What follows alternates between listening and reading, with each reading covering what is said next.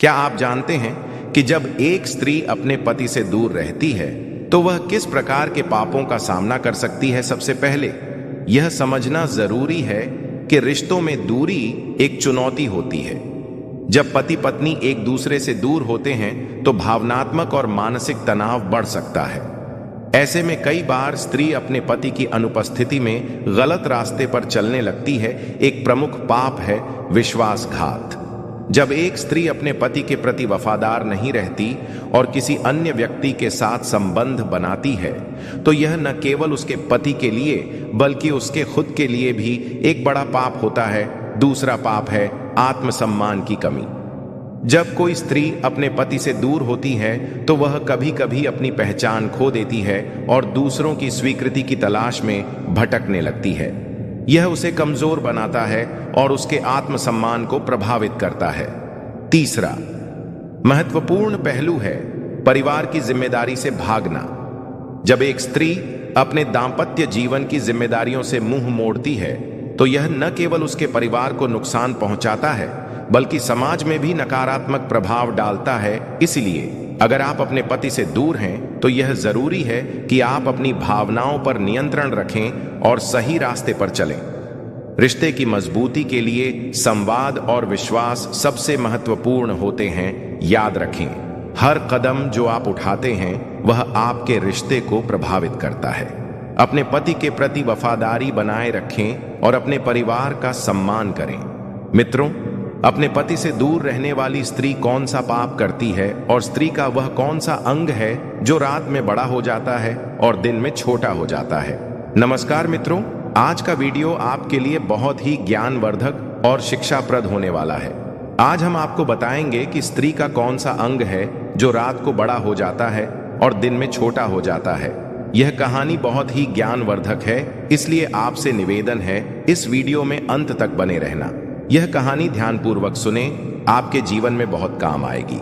तो चलिए मित्रों, शुरू करते हैं कहानी को और इस कहानी के माध्यम से आपको स्त्री के उस अंग के बारे में बताते हैं जो रात को बड़ा हो जाता है और दिन में छोटा हो जाता है। मित्रों, एक समय की बात है। माता लक्ष्मी धरती लोक पर भ्रमण कर रही थी। तभी उन्होंने एक स्त्री को जंगल में देखा जो विवाहित स्त्री थी। वह स्त्री पराये पुरुष से संबंध बना रही थी। उस स्त्री को ऐसा करता देखकर माता लक्ष्मी आश्चर्य में पड़ गई। तब माता लक्ष्मी विचार करने लगी कि यह एक विवाहित स्त्री है, शादीशुदा स्त्री है और फिर भी पराये पुरुष के साथ संबंध स्थापित कर रही है। ऐसा करना एक विवाहित स्त्री के लिए ठीक नहीं है। यह बहुत ही गलत और घिनौना कार्य है।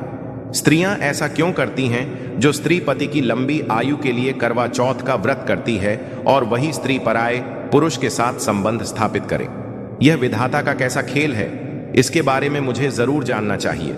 मित्रों, फिर माता लक्ष्मी विचार करती हैं कि अब इसके बारे में मैं कैसे पता लगाऊं कि स्त्रियां ऐसा क्यों करती हैं। तभी माता लक्ष्मी के दिमाग में आता है कि क्यों ना भगवान विष्णु से इस सवाल का जवाब पूछा जाए। वही इस बात को सही तरीका से बता पाएंगे कि एक विवाहित स्त्री जो करवा चौथ का व्रत रखती है पति की लंबी आयु के लिए और वह पराये मर्दों के साथ में संबंध बनाए, आखिर वे ऐसा कैसे कर सकती है। मित्रों, इस रहस्य को जानने के लिए माता लक्ष्मी भगवान विष्णु के पास पहुंच जाती है। माता लक्ष्मी को चिंतित देखकर भगवान विष्णु ने कहा, हे देवी, आज तुम्हारा चेहरा देखकर कि मुझे ऐसा लगता है कि तुम कोई आश्चर्यजनक बात हमसे पूछने के लिए आई हो। अब तुम बताओ क्या पूछना चाहते हो। तुम निसंकोच होकर के पूछो। तब माता लक्ष्मी ने भगवान विष्णु से कहा, हे प्रभु, मैं आज जब धरती लोक पर भ्रमण कर रही थी तो मैंने एक विवाहित स्त्री को पराये पुरुष से संबंध बनाते हुए देखा। मैंने देखा है कि स्त्रियां जो होती हैं वह करवा चौथ का व्रत धारण करती है ताकि पति की आयु लंबी हो जाए, लेकिन फिर वही स्त्री पराये पुरुष के साथ संबंध बनाए। तो यह कैसे हो सकता है? स्त्री का ऐसे काम करना बहुत गलत है। ऐसा स्त्री क्यों करती हैं? और साथ ही हे प्रभु, इसके साथ ही मेरा आपसे एक सवाल यह भी है कि स्त्रियों का वह कौन सा अंग होता है जो रात को बड़ा हो जाता है और दिन में छोटा हो जाता है? मेरे यही दो सवाल हैं जो आपसे मैं जानने आई हूं। इसीलिए हे प्रभु, इन सवालों का जवाब देने की आप कृपा करें। मैं इस बात को समझना चाहती हूं कि करवा चौथ का व्रत रखने वाली स्त्रियां यानी पतिव्रता बनने वाली स्त्रियां पराये पुरुषों के साथ संबंध क्यों बनाती हैं, वे ऐसा क्यों करती हैं, और वह अंग कौन सा होता है जो रात को बड़ा और दिन में छोटा हो जाता है, इनका अर्थ क्या है, और स्त्रियां अपने पति के साथ धोखा क्यों करती हैं। तो मित्रों, माता लक्ष्मी की बात सुनकर भगवान विष्णु कहते हैं कि हे देवी, तुमने आज जो यह 2 प्रश्न मुझसे पूछे हैं, इनमें समस्त मानव जाति का कल्याण छिपा हुआ है। इसीलिए मैं तुम्हारे इन प्रश्नों का जवाब एक छोटी सी कथा के माध्यम से बताता हूं, लेकिन आपको ध्यानपूर्वक हमारी इस कथा को पूरा सुनना होगा। मित्रों, तब माता लक्ष्मी वचन देते हुए कहती हैं कि ठीक है प्रभु, मैं आपको वचन देती हूं कि आप जो भी कथा सुनाएंगे मैं उसे ध्यानपूर्वक पूरा सुनूंगा। अब आप अपनी कथा आरंभ कीजिए और हमारी शंका का समाधान कीजिए। मित्रों, तब भगवान विष्णु कथा को आरंभ करते हैं और कहते हैं कि हे देवी, एक समय की बात है, किसी गांव में एक भागीरथ नाम का पंडित अपनी पत्नी धारणी के साथ रहता था। वह बहुत ही ज्ञानी था। वह पंडित नक्षत्र का भी बहुत बड़ा ज्ञानी था, यानी पुत्र हो या पुत्री, उसके नक्षत्रों को अच्छी तरीका से देख लेता था, उनकी जन्म कुंडली भी बना देता था। उसे शास्त्रों का भी बहुत अच्छा ज्ञान था। एक दिन की बात है, पंडित जी की पत्नी के गर्भ से एक पुत्री का जन्म होता है। अब जो पंडिताइन थी वह पुत्री को पाकर बहुत ही खुश थी, परंतु इधर जब पंडित ने अपनी बेटी की जन्म कुंडली को देखा तो बहुत ही घबरा गया। लेकिन जो बात थी उसने अपनी पत्नी को नहीं बताई, क्योंकि हाल में ही उसकी पत्नी ने प्रसव किया था। इसलिए उस पंडित ने वह बात अपनी पत्नी को नहीं बताई। अपनी पुत्री को पाकर वह पंडिताइन बहुत ही प्रसन्न थी। कुछ दिनों के बाद जब उस बेटी का नामकरण किया गया तो पंडित जी ने अपनी पुत्री का नाम देवयानी रख दिया। देवयानी जो थी वह दिखने में बहुत ही सुंदर थी। धीरे धीरे समय गुजरता गया और बेटी बढ़ती गई। जब देवयानी जवान हो गई और विवाह के लायक हो गई तो देवयानी की मां ने अपने पति यानी कि पंडित जी से कहा कि हे पिया जी, अपनी बेटी जो है वह अब विवाह के योग्य हो गई है।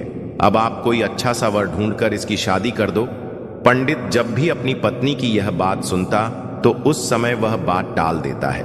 कहने का मतलब है, जब भी पंडिताइन अपनी पुत्री देवयानी के विवाह के बारे में पंडित जी से बात करती थी तो वह किसी न किसी तरह से उस बात को टाल देता था। इसी तरह बात टालते टालते बहुत दिन हो गए, लेकिन पंडित ने अपनी बेटी देवयानी का विवाह नहीं किया। वह करे भी कैसे? उसे तो देवयानी की जन्म कुंडली के बारे में मालूम ही था।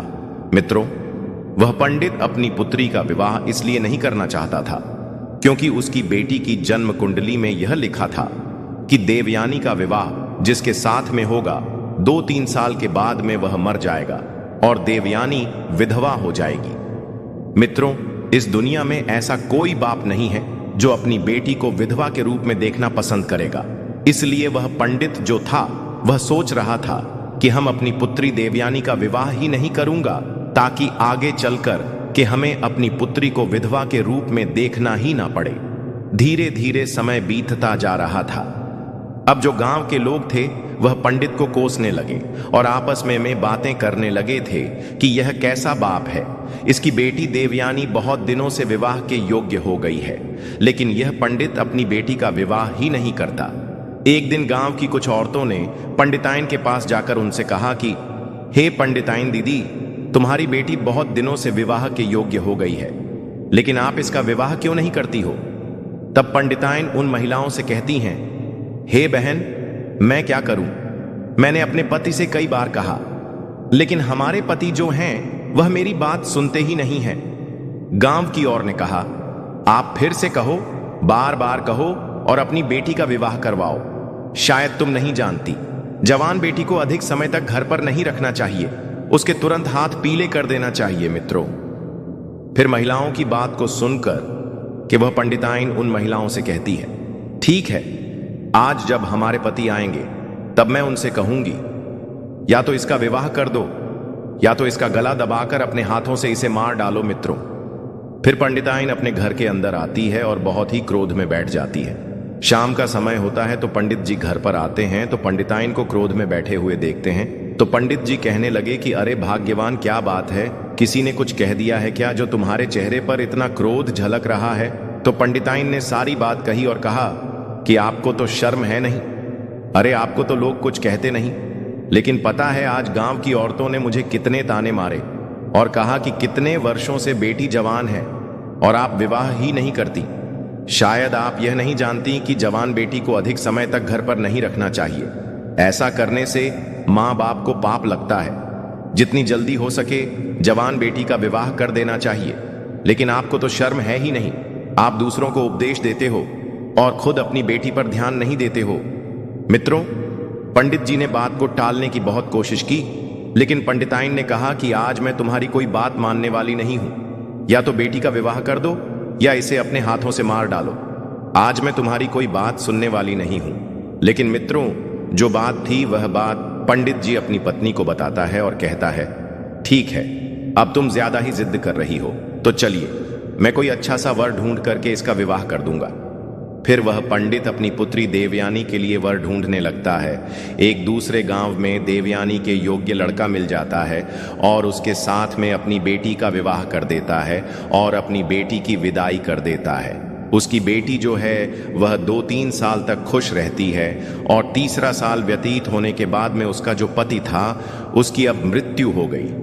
तब पंडित अपनी बेटी देवयानी को घर पर बुला लाता है, क्योंकि उसके ससुराल में और तो कोई था नहीं। कुछ समय के बाद में पंडित जी ने दूसरा वर ढूंढा और दूसरा विवाह कर दिया। जब देवयानी अपने ससुराल में गई, उसके कुछ ही सालों के बाद जो दूसरा पति था वह भी गुजर गया। अब तो पंडित जी को बहुत दुख हुआ। पंडित जी फिर अपनी बेटी को घर पर बुला लाते हैं। उधर पंडिताइन ने विचार किया, ऐसी क्या बात है कि मेरी बेटी की शादी 2 जगह हुई, लेकिन दोनों जगह से विधवा हो गई।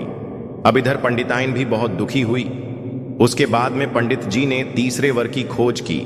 तीसरा लड़का मिल जाता है और जब तीसरे लड़के के साथ में अपनी बेटी देवयानी का विवाह किया, तब विदाई के समय पंडित जी ने अपनी पुत्री देवयानी से कहा कि बेटी, तुम अपने ससुराल जा रही हो, चाहे दुखी रहो या सुखी रहो, चाहे आपके जीवन में कुछ भी हो, लेकिन स्वयं ही उस दुख सुख को देखना मेरे घर पर आज के बाद मत आना।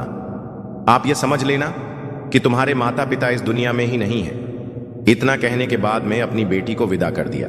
अब बेटी तो अपनी ससुराल चली जाती है और इधर पंडिताइन जब अपने पति से बेटी के प्रति ऐसा कहते हुए सुना था, तो पंडिताइन ने अपने पति पंडित जी से कहा कि स्वामी, आप एक बात बताओ, आपने अपनी बेटी से ऐसा क्यों कहा कि आप समझ लेना कि आपके माता पिता इस दुनिया में नहीं है। हमारे घर पर कभी मत आना। क्या वह आपकी बेटी नहीं है जो आपने उसे यह कहा कि स्वयं अपना ध्यान रखना, पति का ध्यान रखना? आप उसे ऐसा कैसे कह सकते हैं? तो मित्रों, पंडित जी अपनी स्त्री को अपनी पुत्री की कुंडली के बारे में बताना तो नहीं चाहते थे, परंतु पत्नी के बार बार पूछे जाने पर उसने अपनी स्त्री से कहा कि हे प्रिय, जब हमारी पुत्री का जन्म हुआ था तब मैंने अपनी पुत्री की जन्म कुंडली देखी थी। उसके नक्षत्र विवाह के प्रतिकूल थे। उसकी जन्म कुंडली में दोष था कि हमारी पुत्री का विवाह जिससे भी होगा वह 2-3 साल के बाद मर जाएगा या उससे पहले भी उसकी मृत्यु हो सकती है। हे प्रिय, अब हमारी उम्र भी हो चुकी है। हम अपनी पुत्री को कब तक बैठाकर खिलाते रहेंगे? कल को यदि हम ना रहे तो हमारी पुत्री यहाँ क्या करेगी? अगर वह अपने घर पर रहेगी तो क्या पता भगवान की कृपा होगी और उसके पास बाल बच्चे हो जाएं तो बड़े आराम से अपना जीवन गुजार लेगी, ससुराल में व्यतीत कर लेगी। मित्रों, अपने पति की बात सुनने के बाद उस पंडित की पत्नी को अपने ऊपर बहुत शर्म आने लगी कि मैंने अपने पति को कितना बुरा भला कहा, परंतु उन्होंने हमारी पुत्री का भला ही चाहा था, इसलिए उसका विवाह किसी से नहीं करना चाहते थे। मेरी ही गलती के कारण 2 लोगों की जानें चली गई। मित्रों, अब इधर कुछ समय बीतने के बाद उस पंडित की पुत्री के विवाह को 9 साल हो चुके थे। उन 3 सालों में उस पंडित की पुत्री के 2 पुत्र हुए। बड़े पुत्र का नाम वेद और छोटे पुत्र का नाम यश था। अब ऐसे ही समय बीत रहा था। मित्रों, फिर एक दिन अचानक ही उनके पिता की मृत्यु हो गई और अब उसके तीसरे पति की भी मृत्यु हो गई थी, जिस वजह से पंडित की पुत्री बहुत परेशान हुई और विधवा हो गई। अब वह अपनी दोनों संतानों के साथ ही अपने घर पर अपने बच्चों का पेट पालने लगी, क्योंकि उसके पिता ने भी उसे माय के आने से मना कर दिया था। इस वजह से वह अपने पिता के घर भी नहीं जा सकता थी। कुछ समय बाद उस पंडित की पुत्री के जो पुत्र थे वे बड़े हो चुके थे और अपने कार्य को स्वयं करने लगे थे। बड़ा बेटा जो वेद था वह एक व्यापारी बन चुका था और शहर में उसका खुद एक व्यापार था। वह अनाज की खरीदारी करता था और उसे शहर में ले जाकर बेचता था। उसकी राशन की एक बहुत बड़ी दुकान भी थी। वेद का एक बहुत ही अच्छा मित्र था जिसका नाम श्याम था। वह उसके गांव के बगल वाले गांव में रहता था। वेद का जो छोटा भाई था यश, अभी वह पढ़ाई कर रहा था। जब वेद बड़ा हो गया और अपने पैरों पर खड़ा हो गया तो उसकी मां ने उसका विवाह पास के गांव की एक लड़की जिसका नाम माया था उससे कर दिया। माया बहुत ही शर्मीली लड़की थी। वह जितनी शर्मीली थी उतनी ही रूपवती भी थी। वेद की पत्नी बनने के सारे गुण माया के अंदर विद्यमान थे। माया जिस गांव में रहती थी उसी गांव में श्याम रहता था। जब वेद की शादी हो गई तो कुछ दिनों बाद वेद फिर से व्यापार के सिलसिले में अपनी पत्नी माया को गांव में ही मां की सेवा के लिए छोड़ गया। अपने व्यापार को संभालने के लिए वह शहर चला गया। वेद यह समझ गया था कि उसका छोटा भाई पढ़ रहा है और उसकी पढ़ाई में कोई बाधा ना हो और उसे खाना पानी मिलता रहे जिससे वह समय पर सारे कार्य कर पाए, और उसकी मां की उम्र भी हो चुकी थी जिससे उन्हें भी कार्य करने में तकलीफ होती थी। इसलिए ही वेद ने अपनी पत्नी माया को गांव में ही छोड़ने का फैसला लिया था। जब भी माया को कुछ चाहिए होता था तो वेद श्याम से कहकर माया को सामान दिलवा दिया करता था। यदि माया को कहीं आना जाना भी होता था तो वेद श्याम से कहकर माया को उस जगह पर पहुंचा दिया करता था। माया भी शुरुआत में अपनी सासू मां की बहुत सेवा करती थी और अपने पति वेद से प्रेम करती थी। अब समय ऐसे ही बीत रहा था मित्रों। फिर इधर माता लक्ष्मी को कथा सुनाते हुए भगवान विष्णु कहते हैं, हे देवी, अचानक से एक दिन श्याम वेद के घर आया। उस दिन वेद की पत्नी माया घर पर कोई कार्य कर रही थी। तब उसने बाहर से आवाज लगाई कि अरे भाभी, कहाँ हो? बाहर निकल करके आओ। आपके पिताजी की तबीयत बहुत ही खराब है और उन्होंने मुझे आपके पास भेजा है और वे आपसे मिलना चाहते हैं। जब माया ने श्याम की इतनी बात सुनी तो भागती हुई श्याम के पास पहुंची। अब इतने में माया की सांस भी आ जाती है। जब श्याम को बाहर देखती है तो वह श्याम के घर आने का कारण पूछती है। तब श्याम कहता है कि मां माया भाभी के पिता की तबीयत बहुत खराब है, उन्होंने शीघ्र इन्हें लाने के लिए भेजा है, इसीलिए मैं यहां आया हूं। जब माया की सास ने श्याम की बात सुनी तब वे माया से कहने लगी कि तुम जल्दी जाओ और अपने पिता की देखरेख करो मित्रों। फिर आगे भगवान विष्णु कहते हैं कि हे देवी, तभी माया श्याम के साथ उसकी घोड़ा गाड़ी पर बैठकर अपने गांव की ओर चल देती है। जब घर जाकर उसने अपने पिता को अच्छे से देखा और उनकी देखभाल की तो धीरे धीरे उसके पिता के स्वास्थ्य में सुधार आने लगा। उधर माया का पति तो बाहर रहता था। माया अपने मायके आ चुकी थी, इसलिए वह अपने पिता की देख रेख में लगी रहती थी। उधर श्याम भी रोजाना माया के पिता का हाल लेने के लिए माया के घर पर आ जाया करता था। माया को श्याम के अंदर अब अच्छाई दिखने लगी थी। अब उसे श्याम के प्रति लगाव होने लगा था। वह मन ही मन श्याम से प्रेम कर बैठी थी, परंतु श्याम के मन की खोट को ना जान सकी, क्योंकि श्याम एक अय्याश लड़का था। वह कोई काम धाम तो करता नहीं था, बल्कि उसे तो जुआ की लत पड़ चुकी थी। साथ में वह स्त्रियों के साथ गमन भी करता था। वही अपनी वासना की पूर्ति के लिए वह वेश्याओं का गमन करता था। माया को यह बात पता नहीं थी कि श्याम की नजर अब उसके ऊपर आ चुकी है। इधर माया भी श्याम से प्यार करने लगी थी। अब माया के पिता ठीक हो गए, लेकिन माया तो कुछ अलग ही सोच बैठी थी। श्याम रोज माया के घर पर आया करता था, इसलिए माया और श्याम रोज ही घूमने के लिए जाया करते थे। एक दिन जब वे दोनों घूमने के लिए गए हुए थे तब माया ने श्याम से कहा कि श्याम, अगर तुम मेरी बात का बुरा ना मानो तो मैं तुमसे एक बात कहना चाहती हूं। तब श्याम ने माया से कहा कि कहो भाभी जी, मैं आपकी बात का कभी बुरा नहीं मानूंगा। आज तक बुरा नहीं माना तो फिर अब क्यों मानूंगा? श्याम ने ऐसा जताते हुए बोला कि जैसे मैं दूध का धुला हुआ हूं। फिर भगवान विष्णु कहते हैं कि हे देवी, जब श्याम के मुंह से माया ने भाभी शब्द सुना तो वह गुस्से से बोली, श्याम, आज के बाद कभी भी तुम मुझे भाभी कह करके नहीं बुलाओगे, अन्यथा यह तुम्हारे लिए अच्छा नहीं होगा।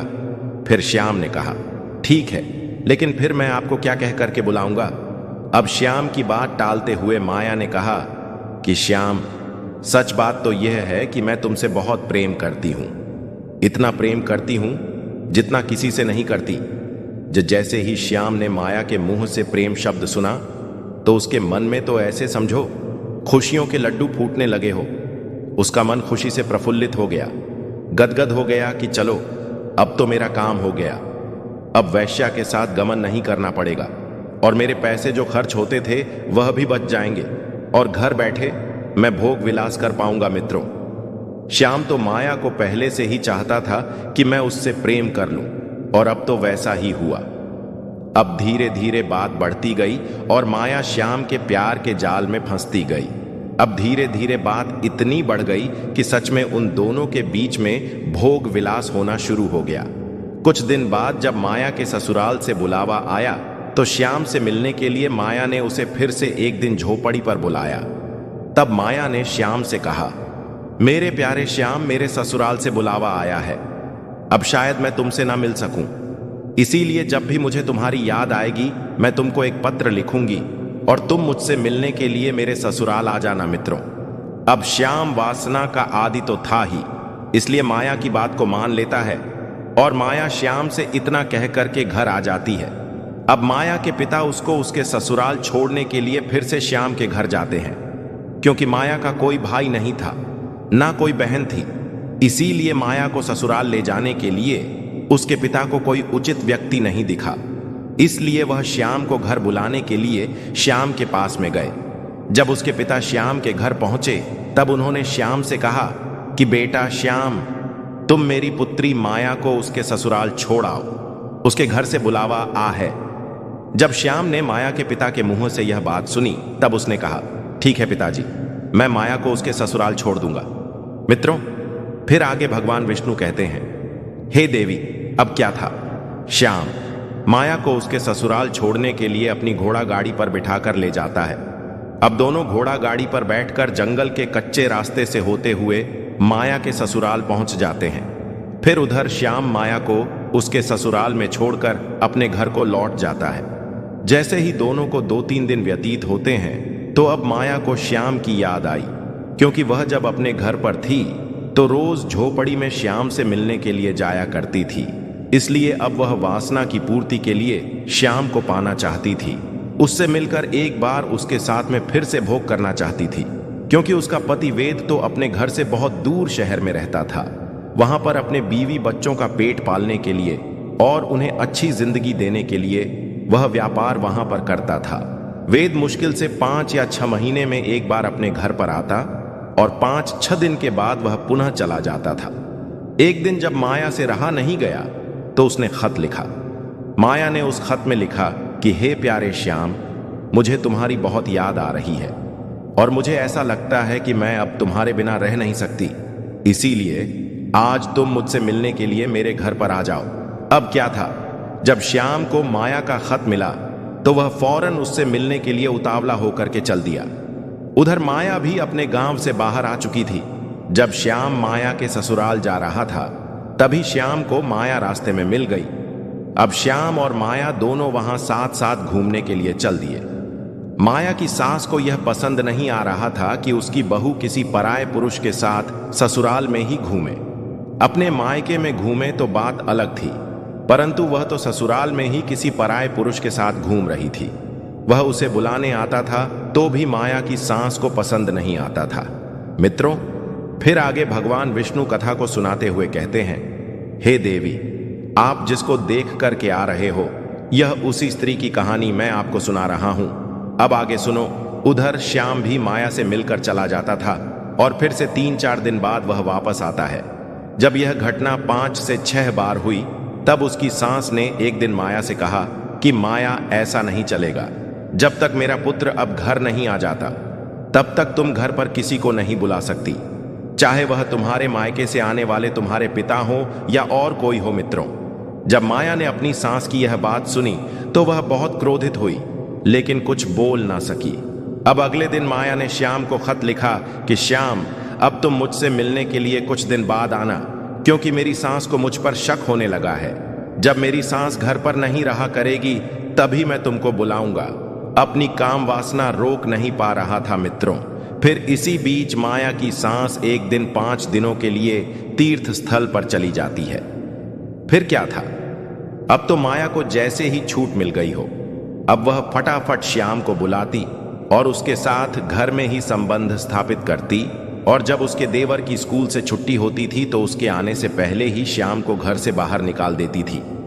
एक दिन की बात है, जब माया ने श्याम को अपने घर बुला रखा था, तभी अचानक से माया का देवर यश वहां पर आ जाता है।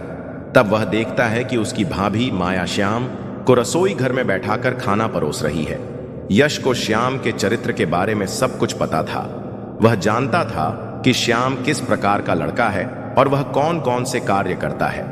इसीलिए यश ने अपनी भाभी से कहा कि भाभी, आप किसी ऐरे गैरे को इस प्रकार घर पर नहीं बुला सकती हैं और शायद आप इसके चरित्र के बारे में भी नहीं जानती हैं, तभी तो आप इससे बड़े प्रेम से बातें करती हो और इसके साथ घूमती हो। यह आप बहुत गलत कर रही हो। आप इसका साथ छोड़ दो, नहीं तो मैं आपकी शिकायत भैया जी से कर दूंगा। मित्रों, फिर भगवान विष्णु कहते हैं कि हे देवी, जब श्याम ने यश की ऐसी बात सुनी तो वह गुस्से में वहां से चला गया। माया को अपने देवर यश की बात पसंद नहीं आई। माया तुरंत भागकर बाहर गई और श्याम से बोली, श्याम, तुम गुस्सा मत होना, मैं यश को सबक अवश्य सिखाऊंगा। ने कहा, ठीक है माया, अगर तुम ऐसा कहती हो तो ठीक है, अन्यथा मैं अब यहां पर कभी नहीं आऊंगा। इतना कहकर श्याम वहां से चला जाता है और इधर माया भी अंदर घर में पहुंच गई। वह सोचने लगी, अगर यश घर पर रहेगा तो जरूर ही मेरे और श्याम के बीच रुकावट बनेगा।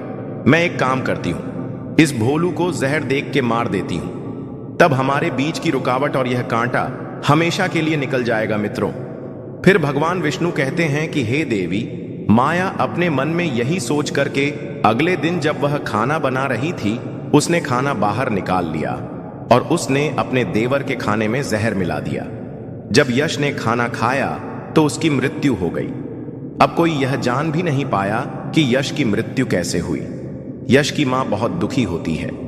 उधर माया मन ही मन बहुत प्रसन्न हो रही थी कि चलो, अब मेरे और श्याम के बीच का कांटा हमेशा के लिए मिट गया। अब हमारे प्यार के बीच में और कोई नहीं आएगा। जब यह बात शहर में वेद को पता चली तो वह कामकाज को छोड़ करके तुरंत अपने गांव लौट आता है। और गांव पहुंचकर जब उसने अपने भाई यश को मृत अवस्था में देखा तो उसके प्राण पसीज गए, क्योंकि वह अपने भाई के लिए ही तो बाहर रह रहा था कि उसे अच्छी शिक्षा दे सके और उसे अच्छा खाना दे सके। इसलिए ही उसने अपनी पत्नी को घर पर ही छोड़ रखा था कि उसे खाना ना बनाना पड़े, घर का काम ना करना पड़े और अपने भविष्य की उसे चिंता ना करनी पड़े, ताकि वह पढ़ाई पर ध्यान दे पाए। लेकिन उसका भाई तो मर चुका था। कुछ दिन वेद घर पर रुकता है और कुछ दिनों के बाद में वेद अपनी पत्नी माया को छोड़कर पुनः व्यापार के सिलसिले में फिर से शहर को चला जाता है। अब माया फिर से प्रक्रिया दोहराने लगती है। कुछ दिन ऐसे ही बीते तो माया की सांस ने माया से कह दिया कि देखो माया, हमारे घर पर यह सब नहीं चलेगा। अगर दोबारा ऐसा कुछ हुआ तो मैं तुम्हारी यह बात वेद से शिकायत कर दूंगी। जब माया ने अपने प्रेमी श्याम के बारे में ऐसा सुना तो वह जोर से बोली, जिसको जो करना है वह कर लो, कोई बाल भी बाका नहीं कर सकता। मैं किसी से डरती नहीं हूं, मैं श्याम से बहुत प्यार करती हूं। मित्रों, जब माया की सांस ने माया के मुंह से ऐसा सुना तो माया से बोली, यह तू क्या बकवास कर रही है? तू उस पराये पुरुष के लिए अपने पति के साथ दगा कर रही है। मुझे तो लगता है मेरे पुत्र को तूने ही मारा है। जब तू ऐसा कह सकती है तो तू मेरे पुत्र को भी मार सकती है। फिर क्या था? माया को फिर से गुस्सा आ गया और माया गुस्से में बोली, हां, मैंने ही मारा है बुढ़िया, और मैं तुझे भी मार डालूंगी। अगर तू मेरे और श्याम के प्यार के बीच में दीवार बनी तो तुझको भी मैं नहीं छोड़ने वाली। मित्रों, फिर अचानक से एक दिन वेद को पता चला कि उसकी मां की मृत्यु हो गई है, तो वह सब कुछ छोड़कर चला आता है और वह देखता है कि उसकी मां की मृत्यु हो चुकी है। जब माया का पति माया से पूछता है तो वह कुछ नहीं कहती, लेकिन वेद को अब माया के ऊपर शक हो रहा था। वेद के बार बार पूछने पर माया जो है वह सब सच सच बता देती है कि मैं श्याम नाम के लड़के से प्यार करती हूं और आपका भाई और आपकी मां मेरे प्यार के बीच में रुकावट बन रहे थे, और इसलिए मैंने उनके खाने में जहर मिलाकर के बारी बारी से उनको मार दिया। और हां, मैं श्याम से बहुत प्यार करती हूं। मैं उसके बिना नहीं रह सकती हूं मित्रों। जैसे ही वेद ने अपनी पत्नी के मुंह से यह बात सुनी कि मैं श्याम से प्यार करती हूं, जो श्याम वेद का बहुत ही अच्छा दोस्त था, वेद ने अपनी पत्नी माया से कुछ नहीं कहा। बस इतना कहा कि अब तुम ऐसा करो जितना जल्दी हो सके। तुम मेरे घर से निकल जाओ और अपने प्रेमी श्याम के पास में चली जाओ, क्योंकि वही तेरे लायक है और वही तेरी अच्छी देखभाल करे। मित्रों, फिर क्या था? अब तो माया को छूट मिल चुकी थी। उधर श्याम भी आ चुका था। माया श्याम के साथ घर पर जा पहुंचती है। कुछ दिन तक तो सब ठीक था, लेकिन कुछ दिन के बाद में माया को पता चला कि श्याम बहुत ही नीच जाति का व्यक्ति है। वह पराई औरतों पर अपनी गंदी नजर रखता है और उसके यहां बकरी का एक तबेला है और वह बकरी भी चराता है। अब तो माया अपने प्रेमी श्याम के साथ बकरी चराने लगी और अपने भाग्य को कोसने लगी और कहने लगी कि यह कहां में फंस गई। अरे, मैं तो एक रानी की तरह अपना जीवन व्यतीत कर रही थी, कहां वासना के चक्कर में फंसकर मैंने अपने पैरों पर कुल्हाड़ी स्वयं ही मार ली है। अब मेरा बुढ़ापा कैसे कटेगा? मित्रों, फिर भगवान विष्णु कहते हैं कि हे देवी, यही सोच सोच कर माया अपना माथा पीट रही थी और अपने की पर पछता रही थी। उधर वेद ने एक अच्छी सी स्त्री को देखकर विवाह कर लिया और दोनों साथ साथ रहने लगे। उधर माया का श्याम के साथ बहुत बुरा हाल था। वह अपने भाग्य को बार बार कोस रही थी कि यदि उसने वेद को धोखा ना दिया होता तो आज वह एक रानी की तरह राज्य कर रही होती। फिर भगवान विष्णु कहते हैं, हे देवी, स्त्री को आज तक ना कोई समझ पाया है और ना ही कोई समझ पाएगा। स्त्री एक ऐसा माया जाल है जो समय आने पर बदल जाता है। स्त्री अपनी हो या पराई, उस पर कभी भी भरोसा नहीं करना चाहिए। मित्रों, भगवान विष्णु आगे कहते हैं कि